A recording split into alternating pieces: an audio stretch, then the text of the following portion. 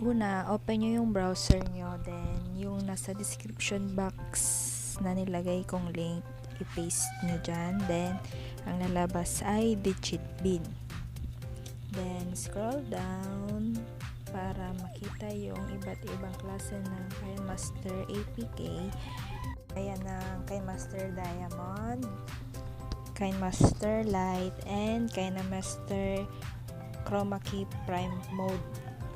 So dito, ang nyo yun, go download page, then ang lalabas dyan ay may tatlong running on all Android OS.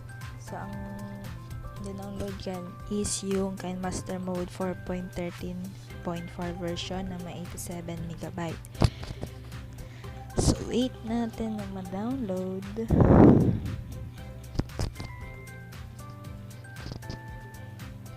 Open, then install.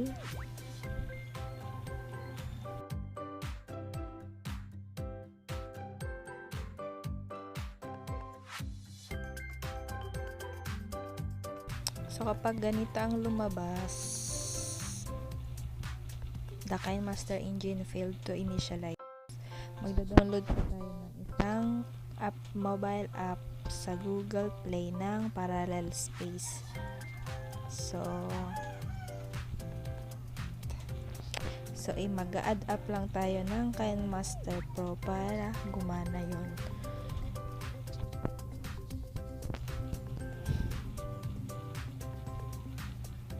So kapag mag-edit kayo or gagawa kayo ng video, palaging sa Parallel Space kayo mag-edit at pipindutin nyo lang yung Kinemaster na dindownload nyo.